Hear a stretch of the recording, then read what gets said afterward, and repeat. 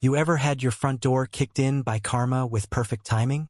Because the day Beverly Parker stormed into my cabin waving those bogus seizure papers, yeah, the same HOA psycho who'd been making my life hell for months, was the exact day she walked face first into her own reckoning. And the funniest part? She had no clue who that quiet stranger sitting at my kitchen table really was. That little ice-cold smile he gave when Beverly started ranting, I swear. I knew right then this neighborhood nightmare was about to become the worst day of her entire miserable life. Funny thing about rock bottom, right? You don't know you've hit it until folks start throwing rocks from above. 8 months before all this, I thought my life had already come apart, lost my house, my marriage, and most of my time with Emma, my 12-year-old daughter. But life has a twisted sense of humor, and just when you think the universe is done kicking you, it comes back for seconds. My name's Scott Rogers. If you told me back then that living alone with PTSD in my granddad's cabin wasn't the lowest a man could sink, I would have laughed until my next panic attack. Being a broken veteran, people smell that vulnerability on you like blood in the water, and folks like Beverly Parker hunt for that. I did 2 tours in Afghanistan, and what the VA calls mild PTSD is like calling a hurricane a bit windy. I still flinch at thunderstorms, sleep like I'm being punished, and panic attacks, they come in hot, hauling every memory I wish I could forget. My ex-wife Judy knew just how to use all that against me in court, too. She told the judge I was too damaged to be a full-time parent, so I got every other weekend with Emma supervised. The judge looked at me like I was a warning label nobody wanted to read. That old cabin on Lake Michigan became my lifeline after the world went sideways. My granddad built it back in 1962, acres of pine and shoreline, a dock that had outlived most politicians. When Emma visited, she'd run right from her mom's car to the water, hollering, "Daddy, can we try the new lures today?" That's why I fought so hard for those weekends, even when it meant bill collectors breathing down my neck.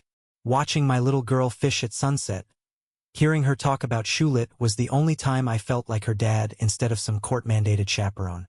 60 years of family memories in that Plasamy, granddad teaching me to fish, summer nights talking about nothing and everything. That cabin was meant to be Emma's someday, a place for her kids to learn about patience and water and family.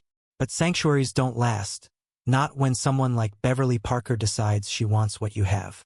I should have known something was up when I kept seeing that silver sedan parked at the end of my driveway, or when someone started taking professional photos of my property.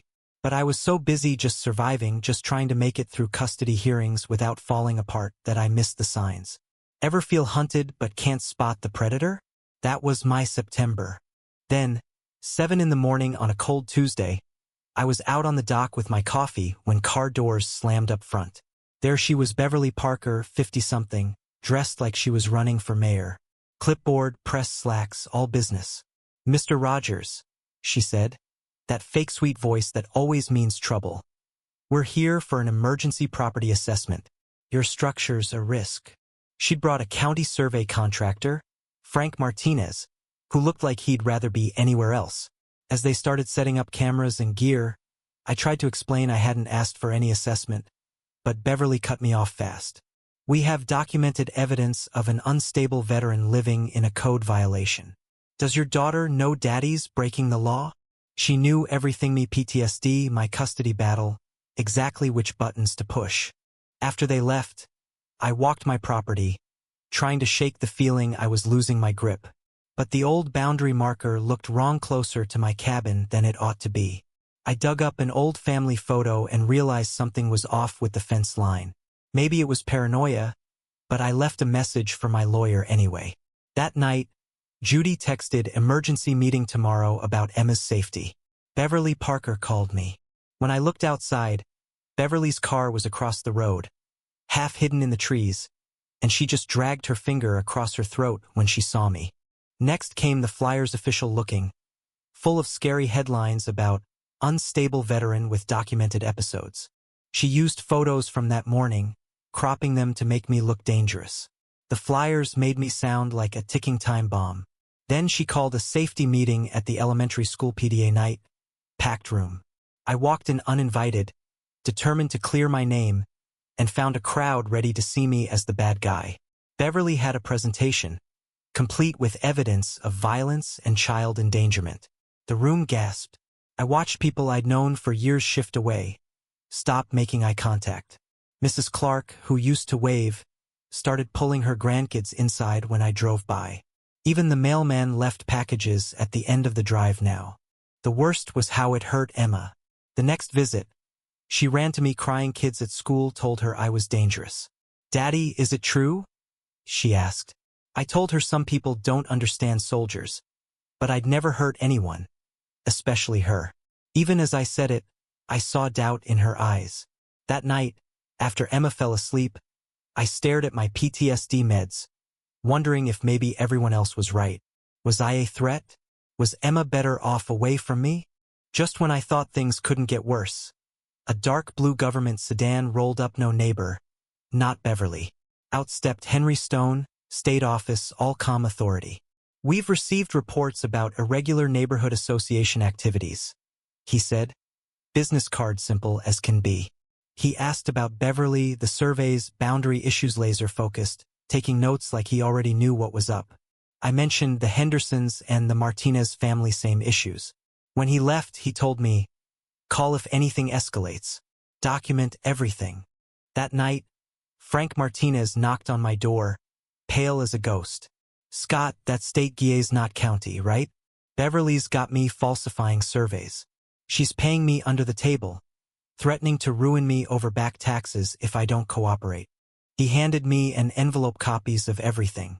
The next morning, at Murphy's Diner, Frank laid out 2 years of Beverly's fraud. 6 families hit, property lines shifted, easements forged, all benefiting Sterling Holdings LL Share Company. She targeted people like me, veterans, folks in custody battles, elderly couples, anyone who couldn't fight back. Her ex-husband in county planning unknowingly registered her company. Armed with proof, I went to the next neighborhood barbecue. I called her out, loud enough for everyone. "Hendersons, you lost 15 feet. Martinez, you're paying for your own well." Neighbors started snapping photos, comparing notes, watching Beverly's mask slip. Emma ran to Beverly, asking if I was dangerous. Beverly tried to twist things, called me sick, said state investigators were after me. Then Tom Williams, her ex, showed up. She thought he'd back her up, but he turned her in on the spot. "These are forgeries, Beverly. You can't keep doing this." Right there in public, Beverly's last ally walked away. You could see her brain short-circuit. 3 days later, Beverly decided to save herself with a live streamer own emergency community safety update. Frank called me, told me to tune in. Beverly went on and on, waving those forged documents around, doubling down on every lie.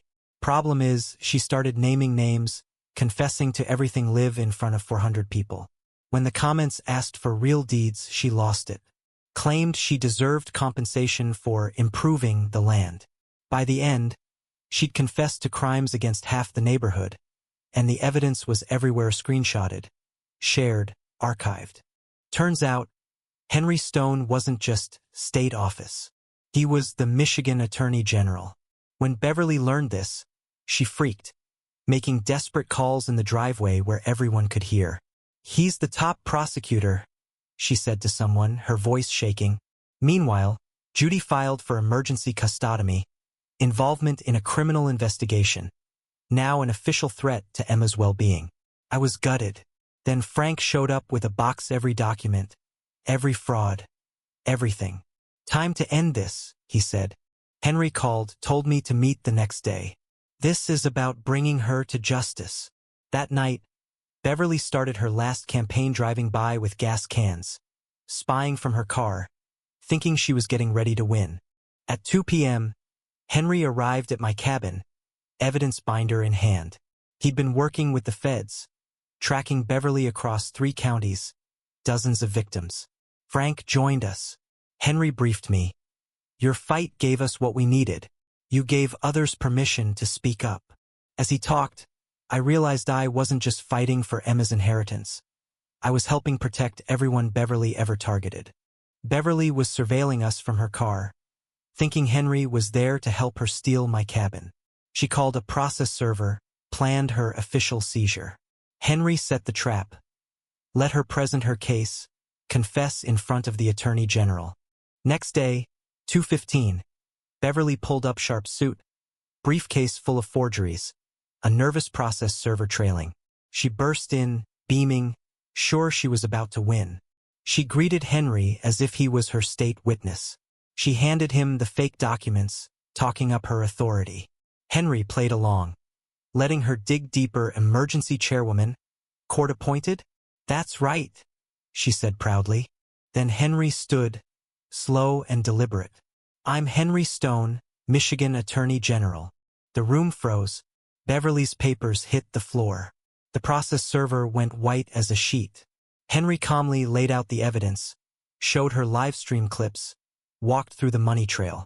She tried to call Tome, told her he'd been helping the investigation for months. She snapped, tried to destroy the file, screamed about her 20-year plan. Frank and I restrained her. Henry read her rights, cuffed her, charged her with fraud, conspiracy, obstruction, and more. And the twist? Beverly Parker wasn't even her real name. Henry showed me Felesh run the scam in 4 states, 3 aliases, always targeting the vulnerable. As she was hauled off, Henry told me, "You're not her first victim, just the first to fight back hard enough. Now others can too." In the weeks that followed, the community came together. Neighbors brought casseroles, apologized, shared how Beverly manipulated them. The property was restored to every family. Sterling Holdings was dissolved, the assets liquidated. Frank got a second chance, now running legit surveys for the county. Judy apologized. The custody order was reversed.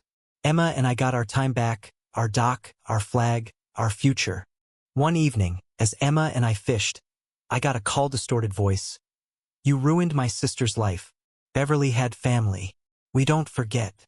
After that, I started noticing a shadow with binoculars across the lake. Emma asked who was on the phone. "Nobody, sweetheart," I said, hugging her tight. But I knew sometimes beating one predator just paints a target for the next. Sometimes justice isn't the end, just the beginning of another fight. So, what do you think? Did Beverly get what she deserved, or should folks like her face more? Ever dealt with an HOA nightmare or fought for your home? Drop your story in the comments. And if you want to hear what happened next, because the echoes are still out there, hit like, share, and stick around. This story's not finished.